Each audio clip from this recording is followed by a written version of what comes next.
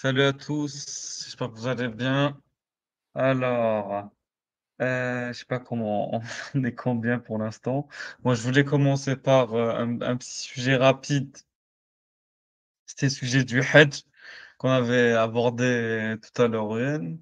Alors rapidement, on va streamer ça pour bien commencer, le live, tout simplement. Alors un rappel d'abord, c'est quoi le Hajj? Voilà, c'est quoi le principe du Hajj? L'Arabie saoudite accueille plusieurs millions de pèlerins musulmans venus des quatre coins du monde pour le Hajj. Le Hajj, c'est le pèlerinage dans la ville sainte de la Mecque que tout croyant musulman est tenu d'accomplir au moins une fois dans sa vie s'il en a les moyens. C'est l'un des 5 piliers de l'islam. Alors, en quoi consiste ce pèlerinage et comment se déroule sa série de rituels? Les origines du Hajj remontent à la période pré-islamique. À l'époque, la Mecque est un important carrefour caravanier et abrite ce qu'on appelle la Kaaba. C'est un bâtiment cubique édifié selon la tradition par Adam, puis reconstruit par le prophète Abraham et qui contient la pierre noire, une relique vénérée depuis l'Antiquité. Originaire de la ville, le prophète Mahomet s'inscrit dans cette tradition et en 632, peu avant sa mort, il se rend sur place et effectue son pèlerinage de l'adieu. Après cela, la Mecque est considérée comme une ville sacrée et son accès est interdit aux non-musulmans. Le Hajj devient alors une obligation pour tous les musulmans qui doivent effectuer une série de rituels à un moment et dans des lieux précis. Les rites du Hajj se déroulent sur 5 ou 6 jours. À la différence de l'Omra, le petit pèlerinage qui peut être accompli à n'importe quel moment de l'année, le Hajj, lui, doit avoir lieu à un moment précis. Il débute le 8e jour du Dhu al-Hijjah, le 12e mois du calendrier lunaire musulman. C'est 2 mois après le Ramadan. Voilà comment le pèlerinage se déroule. Après s'être purifié et avoir revêtu l'habit rituel pour pénétrer à l'intérieur du périmètre sacré de la grande mosquée, le pèlerin fait d'abord 7 fois le tour de la Kaaba, dans le sens inverse des aiguilles d'une montre. Ensuite, Donc voilà, ça commence déjà. Tu payes 10 000 balles, 10 000 balles pour tourner autour d'un putain de cube, 7 fois, dans le sens inverse de l'aiguille d'une montre. Pourquoi pas Ya dans le sens de l'aiguille d'une Rabak. montre? Pourquoi inverse? Et sans justification, bien sûr. Voilà, sans justification, putain de merde. Pourquoi? il effectue 7 fois au pas de course les 400 mètres qui séparent les deux monticules de Safa. Pour faire du jogging entre deux putains de collines. Sept C'est fois, les, pourquoi pas c'est vite? c'est les Olympiades, Ya Rabak. C'est les Olympiades qui servent à rien. Les gens se marchent dessus, les gens se bousculent. Et Marwa.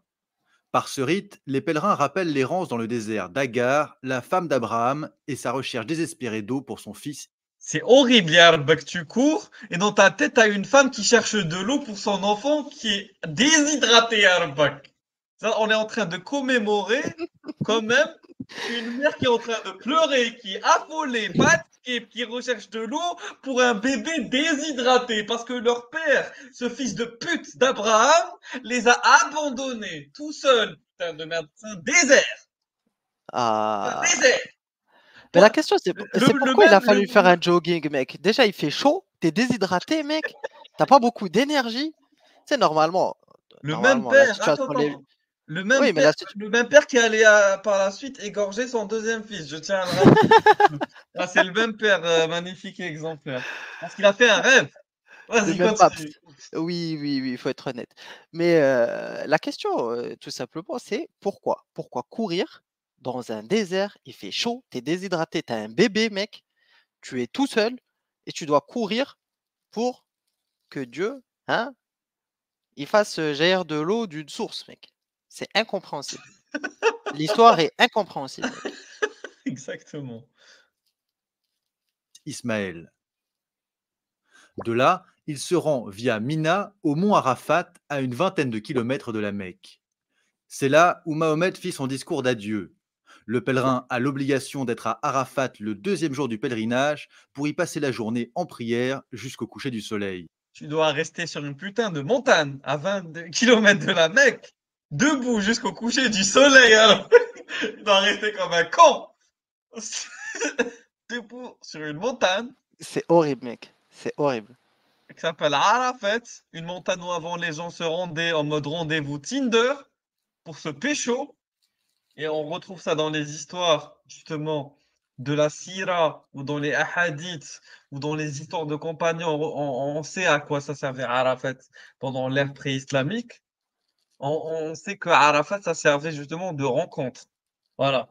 Entre les marchés, il y avait des marchés de célibataires qui se faisaient là-bas et les gens se rencontraient pour avoir l'objectif de se marier. Et là, ça devient soi-disant sacré et religieux et tu dois rester comme un con, voilà, debout là-bas en train de prier jusqu'au coucher du soleil. C'est le moment le plus important du Hadj. À la tombée de la nuit, le pèlerin retourne vers Mina en s'arrêtant à Mousdalifa pour se reposer et se restaurer. Après le lever du soleil, le pèlerin arrive à Mina où pendant 3 jours, il doit lapider avec 49 pierres ramassées sur le chemin, 3 stèles qui représentent Satan. Ya Rabbak, c'est le moment le plus con, putain, de tout le pèlerinage. Tu dois ramasser, t'es dans les petits poussés, sauf que le petit poussé, lui, il laissait des pierres derrière lui. Là, c'est toi qui dois ramasser des pierres, putain. Tu dois ramasser 49 pierres. On ne sait pas d'où sort ce chiffre. D'où sort ce putain de chiffre de 49? Pourquoi? Pourquoi des chiffres hasardeux, arbitraires? Pour les tirer sur une putain de stèle qui est censée représenter Satan. Qu'est-ce qui vous a fait Satan, le pauvre? Qu'est-ce qu'il vient foutre dans cette histoire? Déjà, il a pas assez de problèmes comme ça. Vous lui tirez des pierres dessus. Ah. Par ce geste, le pèlerin répète celui qu'ont accompli Abraham, Agar et Ismaël devant l'apparition du diable. Le premier des 3 jours, le jour de l'Aïd el-Kibir, on commémore le sacrifice d'Abraham, prêt à tuer son fils à la demande de Dieu, mais qu'il put remplacer par un bélier. Putain de merde. Voilà, premier jogging. On commémore la déshydratation d'un enfant et d'une mère paniquée. Et le 5e jour, on commémore la tentative d'assassinat d'un père envers son enfant. C'est Ya con. Rabak. On dirait un Hunger Game, le truc. C'est un délire. C'est un délire. Faut ramasser des pierres, faut courir, faut se commémorer des égorgements. Enfin, c'est du délire, mec. C'est du délire. Ah, là, mais juste, ouais, Abraham n'a pas égorgé Isaac, mais justement, heureusement qu'il n'a pas égorgé, c'est ça le Il problème. manquait plus que ça. Il manquait plus que ça.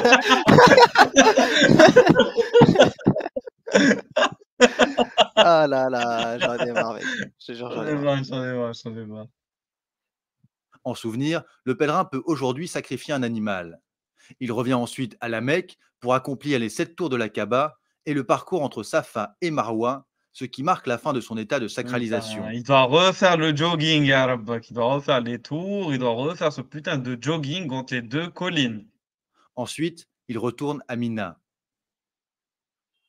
Après les nuits passées à Mina, le pèlerin revient à la Mecque et y accomplit une dernière fois les 7 tours de la Kaaba et le parcours entre les deux collines, ce qui Putain de marque la fin merde. des rites du Hadj. Le pèlerin peut alors rentrer chez lui ou poursuivre son voyage à Médine, une autre ville sainte de l'islam. Il est désormais Hadj, un titre honorifique qu'il peut accoler à son nom et qui lui confère un prestige social. Aupa- Un prestige social associé à un putain de jogging. Mais c'est ça. Mec, t'imagines? C'est comme si je te disais, je sais pas, moi, t'es allé à la muraille de Chine et t'as un titre honorifique, hein, parce que, ou à la Tour Eiffel, ou je ne sais, hein, C'est ça. parce que t'as monté, t'as gravi des marches, ou je sais pas quoi. C'est Putain de de la merde. folie, mec. C'est de la folie.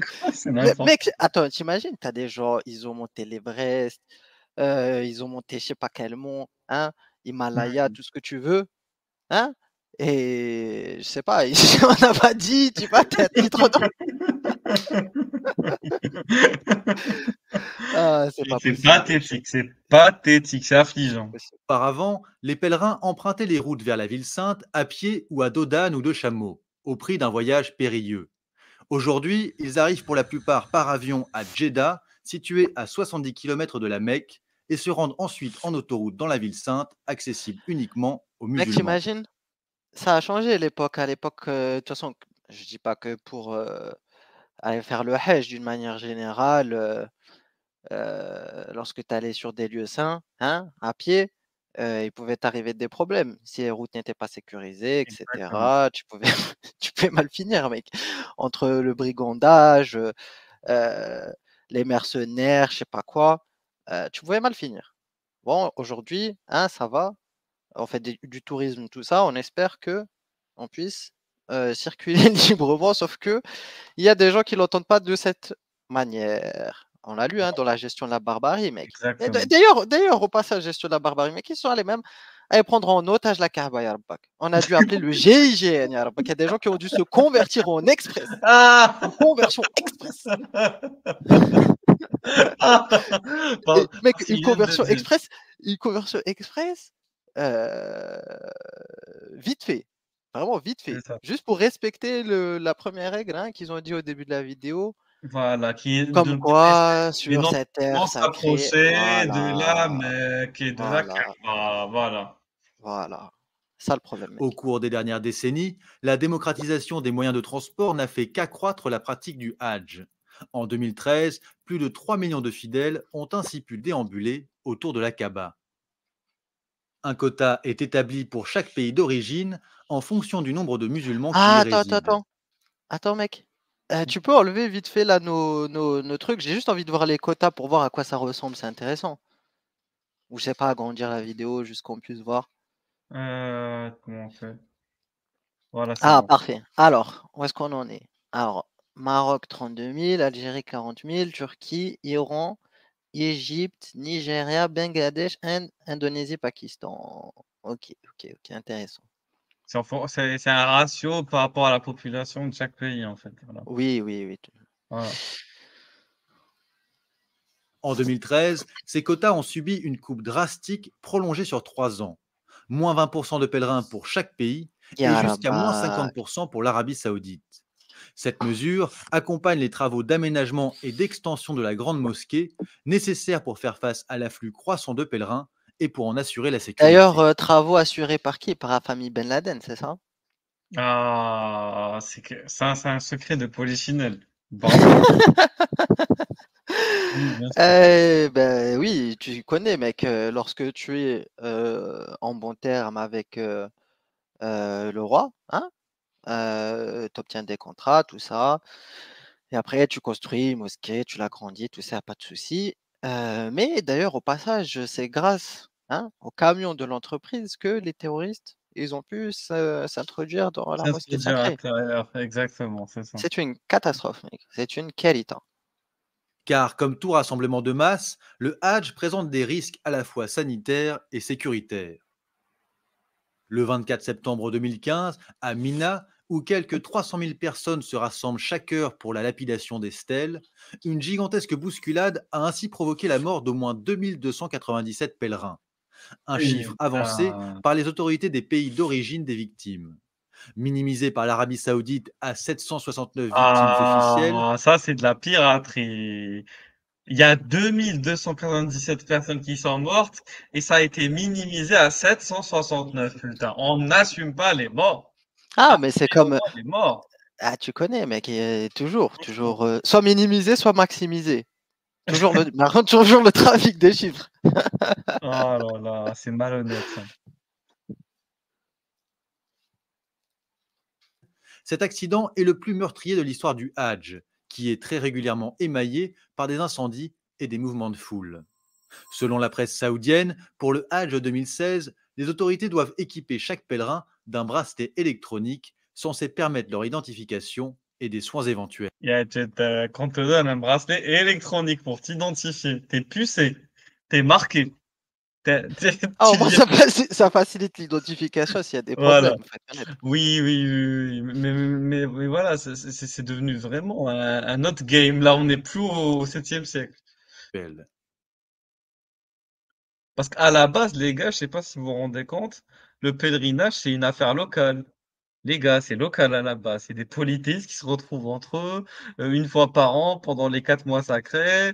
Ils font leur business, leur petit commerce, etc. Puis chacun rentre chez soi, hein.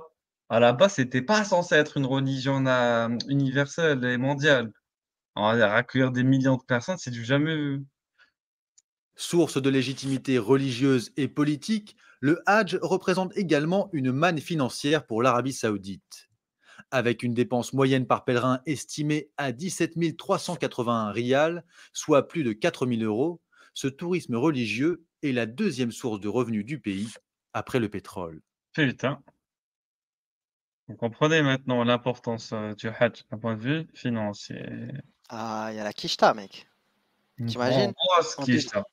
on te dit qu'après le pétrole, c'est le Hajj, mec. Voilà. C'est de la folie, mec. C'est de la folie. Exactement. Attends juste 2 secondes. Donc là, moi, je vais vous montrer notre ami Din Qayyim. Parce que moi, Din Qayyim, il fait partie des gens que je respecte le plus. Mohamed Nadir, le Tunisien. Le mec, il a subi un tremblement de terre. Il n'a pas bronché. Il n'a pas bougé. Masha'Allah. Le frère dur. Qui ne sait rien. En fait, Et il va nous expliquer la vérité sur le prix du Hajj. Moi, j'ai envie de comprendre. Est-ce que c'est trop cher ou pas? ça se base sur une conception qu'on a de penser que tout ce qu'on donne, ça va dans la poche d'une seule personne. Le prix qu'on paye pour faire le Hajj, qui est peut-être certes excessif, mais ça inclut énormément de choses. Et parfois, on a des gens... Ah, j'aime bien Abou Hijra, qui est certes excessif. Tu sais, il a de VO, c'est certes excessif. Le mec, il peut pas dire c'est pas vrai, c'est pas excessif, il peut pas. Oui, Voilà, c'est oui, trop, oui, mec. oui, c'est trop hard. 10 C'est 000 trop hard. balles, 10 000 balles, c'est trop, Yann. Oui, c'est trop hard, c'est trop le hard. domaine depuis quelques Même années 4 déjà, 000, même si même j'ai pas 5 000, mec, c'est Oui, hard. oui, Ça pique, oui, ça oui. pique, ça Oui. pique. pas énormément d'expérience par rapport à d'autres collègues et camarades, mais on a des gens parfois qui veulent la lune en donnant le moins possible. Il veut une suite, 2 personnes, lui et sa femme, en face de la Kaaba, avec vue sur la Kaaba pour pouvoir faire Ya les Rabbak, photos mais sur on te Instagram. regarde Abou Hijra. Le problème, c'est qu'on te demande même pas une suite. C'est ça le problème. C'est ça le problème. Ah! Tu es obligé de prendre une suite, sinon tu es relégué à 5 km ou à 10 km, ya Rabbak. Ah là Il là, va c'est falloir marcher. Il va falloir marcher. Qui passe bien et sur Snapchat et pour se snapper en disant elle est pas belle la vue. Ils veulent faire un Hajj swag. Les gens veulent faire un Hajj swag. Mais le problème, mec, pour justifier le prix du Hajj, Mohamed Nadi, il est obligé d'exposer l'ostentation des frères et des sœurs. Voilà. Des frères et des sœurs. Dans la ville, la merde. Tout ça pour justifier le prix des Hajj. De merde. Mec, Ah, c'est vraiment une putain. folie. C'est une folie, mec. C'est de la folie. Donc lui et sa femme dans une suite, dans un hôtel 7 étoiles. Mais quand on lui dit de payer le prix, il dit mais comment ça, le Hajj c'est devenu un commerce. Mais si le Hajj c'est devenu un commerce, bah accepte de prendre ta tente Quechua et de t'allonger sur le sol. Dors dans la tente Quechua, ya. On le croit. Ça meurt. Il faut que tu souffres. Si tu veux pas payer, tu souffres, mec. Tu souffres. Ah là là. Et de faire le tawaf pieds nus. Et de faire le tawaf pieds nus. Ça Mais le merde tawaf, trop. dans tous les cas, il est pieds nus. Qu'est-ce qu'il raconte, mec? Mais- Je comprends pas. Mais qu'est-ce qu'il raconte? Mais qu'est-ce qu'il raconte, mec? Mais qu'est-ce qu'il raconte? C'est pas possible. Et de partir de chez toi à pied jusqu'à arriver à la Mecque. Ah, ça c'est ce que t'as dit. Voilà, tu vas Voilà. Voilà. Voilà. Ça le problème, mec. Ça le problème. Il faut se dire que dans la formule, il y a le prix des vols, qui est déjà un prix excessivement élevé parce que évidemment que les compagnies aériennes profitent de l'offre et la demande. Hein. Ils profitent de la période pour augmenter leur prix. L'offre et la demande à Abou Hijra. On y reviendra après. Voilà, On y reviendra après. Ouais, bien sûr. Donc il y a le prix des compagnies aériennes, puis il y a le prix des hôtels, qui également est un prix très élevé. Il y a le prix des chambres qu'on prend à l'Azizia, je parle du Hajj. Il y a le prix de ce qu'on appelle Khadamat, c'est-à-dire que c'est obligatoire pour une agence française d'être partenaire avec une agence saoudienne locale qui va gérer tout ce qui va être les démarches qui vont être faites pour la personne, à savoir qui va gérer sur place. Qui va gérer les démarches qui vont être faites sur place par rapport à la situation, par rapport aux pèlerins à Arafat, à Muzdalifa, la tente, etc. Ce qu'on appelle Khadamat. Et donc, il y a toutes ces finances-là. Et certes, après, il y a le bénéfice de l'agence, etc. Mais c'est une fourchette, c'est un camembert qui inclut pas mal de dépenses. Alors. Bon, Ah, on a plié Bouhija, ce sujet. si je dis pas de bêtises là, parce que tu sais, la Médine derrière les parasols, si je dis pas de bêtises, il me semble que c'est une entreprise allemande qui a designé ces parasols-là. Oui, oui, bien sûr. Bien sûr. Donc, bon, profitons. Profitant des mécréants et de leur savoir et de leur savoir-faire et aussi de leur créativité. Voilà. Du prix normalement. Les formules économiques restent très chères, 4 milliards en humain, le faire le mieux et de vérifier les prestations souhaitantes. Moi, je ne comprends pas. En fait, je ne comprends pas le fait qu'on diabolise autant le fait de payer à notre époque en pensant qu'aux époques précédentes, c'était gratuit. Certes, on a des flyers qui surgissent ça et là de nos parents qui voyageaient en bus pour 2000 francs ou pour 3000 francs. Mais sauf qu'on ne prend pas en considération que ce voyage-là, il se faisait en car de Paris jusqu'à l'Arabie. C'est-à-dire qu'il passait par la Syrie, par la Jordanie. Alors certes, ça peut être très bien pour certains, mais c'était très très fatigant. Moi, les anciens avec qui j'ai discuté, ils sont quasi tous unanimes pour dire que c'était très fatigant, qu'ils arrivaient dans des hôtels qui étaient miteux. Il y a eu des Un hôtel miteux, ya Rabbak. Un hôtel miteux. Tu arrives dans un hôtel, il est miteux, mec. C'est ça l'hospitalité des Arabes, hein, c'est ça. Même pas un peu d'hôtel, il est tranquille, c'est miteux. Parfois parce que les prestations n'étaient pas au rendez-vous, parce qu'ils n'avaient pas investi sur la sécurité. Il y a eu des incendies, il y a eu des morts. Donc oui, certes, le prix était beaucoup plus bas, mais surtout que aussi parce qu'ils voyageaient 1 mois, 2 mois. Parfois, ils partaient, rien que le voyage, ils faisaient je ne sais pas combien de jours. Ils partaient pour 1 mois, 2 mois, et bien ils mettaient cela dans le budget qu'ils avaient sur place. Donc au final, c'est une question d'équivalence. C'est que là, oui, on part pour 20 jours, on part pour 1 mois, selon les formules, mais on met le même budget équivalent que les personnes qui voyageaient de chameau et qui préparaient 3 mois de voyage. Bon, après, c'est sûr que c'est un sacrifice, mais un sacrifice qui est fait pour Allah subhanahu wa ta'ala. Et c'est pour cela, à toutes les époques, ça a été un coût et un investissement. C'est pour cela qu'il est cité parmi les conditions de la personne qui veut faire le hajj, le fait qu'elle ait la capacité de le faire. Parce qu'il y a des gens qui n'en ont pas la capacité. Il y a des gens qui n'ont pas la capacité financière. Et ça, c'est à toutes les époques. Si c'était censé être gratuit, comme j'ai vu des gens qui disent honte à vous, c'est censé être gratuit pour les musulmans. Si c'était censé être gratuit, il n'y aurait pas la condition de celui qui a la capacité financière de le faire. Mais en tout cas, voilà, c'est un détail. Voilà, maintenant on va parler des choses. Voilà, merci Mohamed Nadir, je l'ai un peu éclairé. Voilà, maintenant on va parler des choses vraies. Déjà, petit article rapide. Après, on conclut le sujet du Hajj et on passe à autre chose.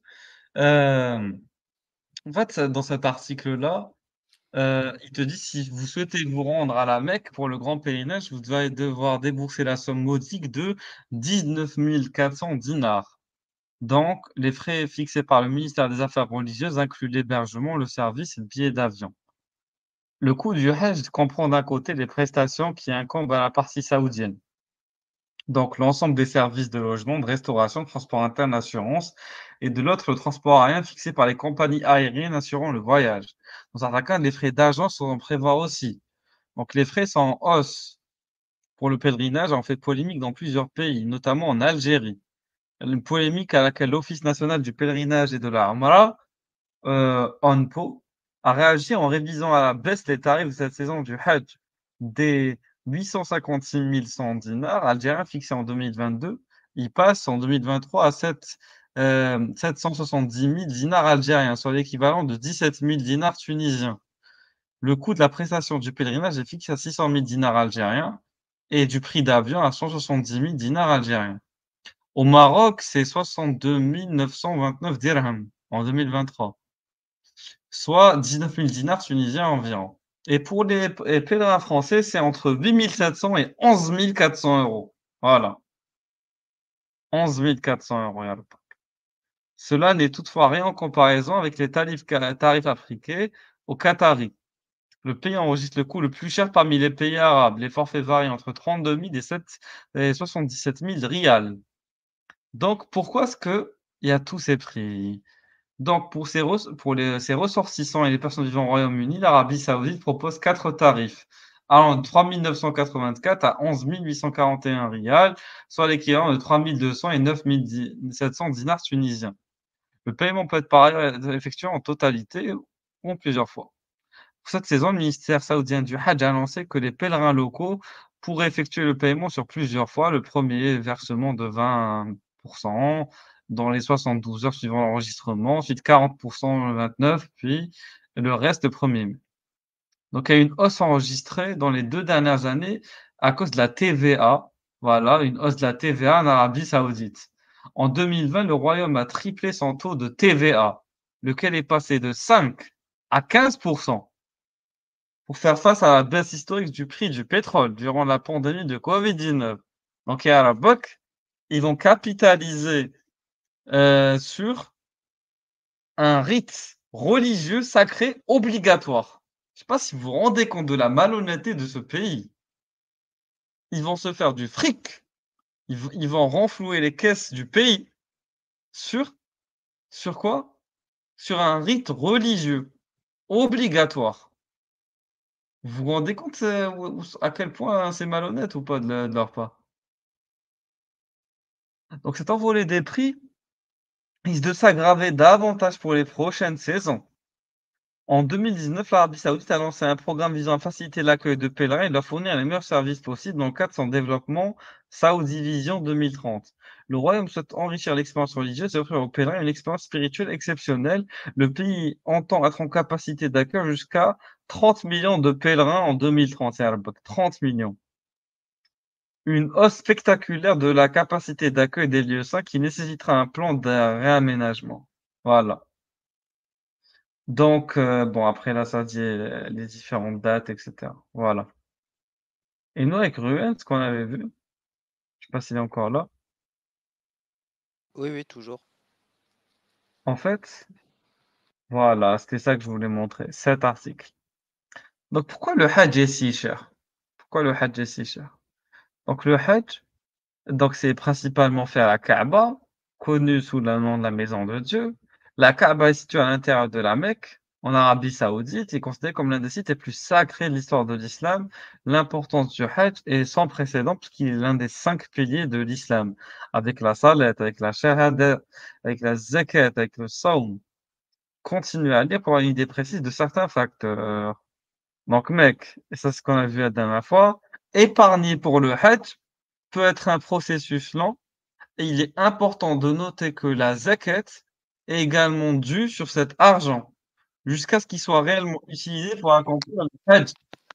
Donc, parce que pour un truc, la zakat, c'est que l'argent qui est censé être donné, c'est l'impôt islamique qui est censé être donné aux nécessités aux pauvres ou aux califes quand tu es sous un califat ou sous un gouvernorat musulman.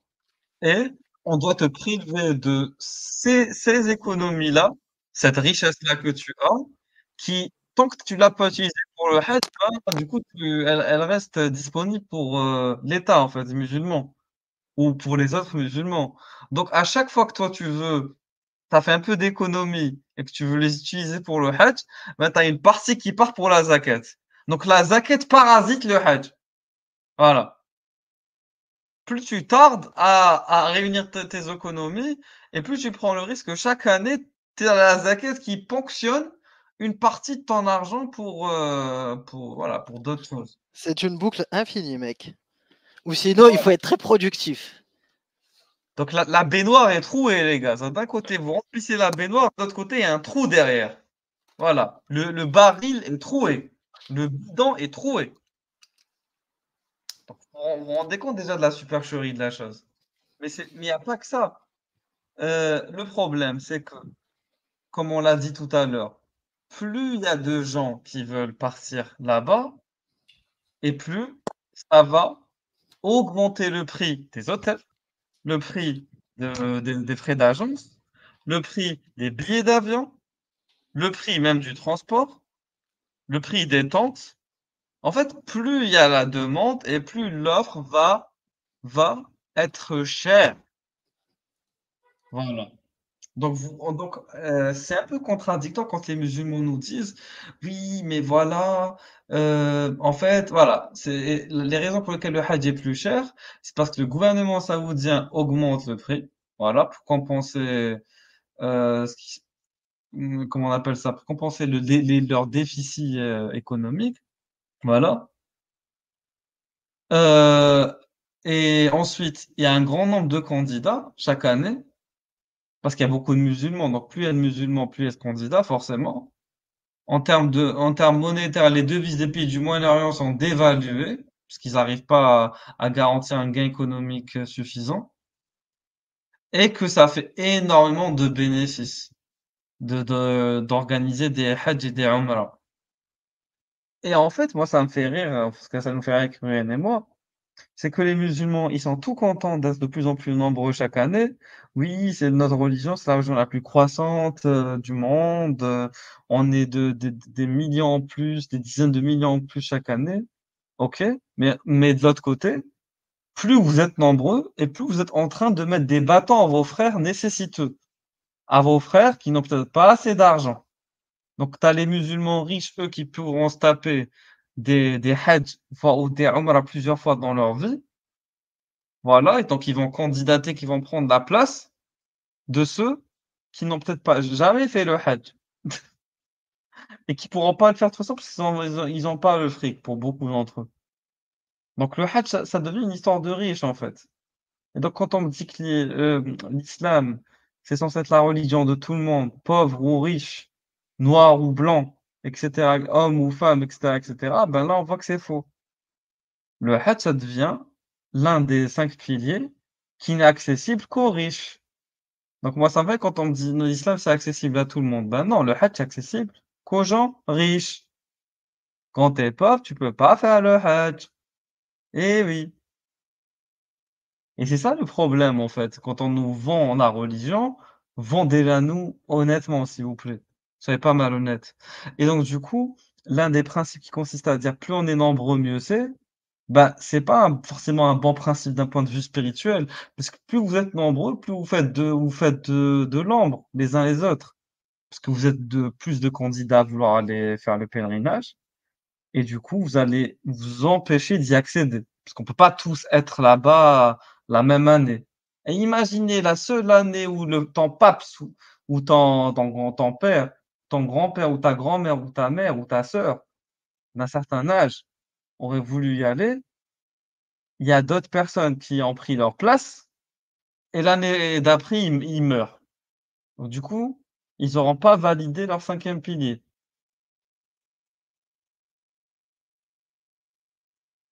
Alors que si les musulmans étaient moins nombreux, peut-être que ça aurait pu tout changer. Et juste parce que les musulmans ont voulu être plus nombreux, ben, et ça a foiré. Voilà. Comme quoi, dans la vie, on peut pas tout avoir, hein. Et on peut pas tout prétendre aussi. Voilà, c'est fini. Maintenant, on a balancé ce qu'on voulait balancer sur ça. On va parler de épistémologie, des sciences.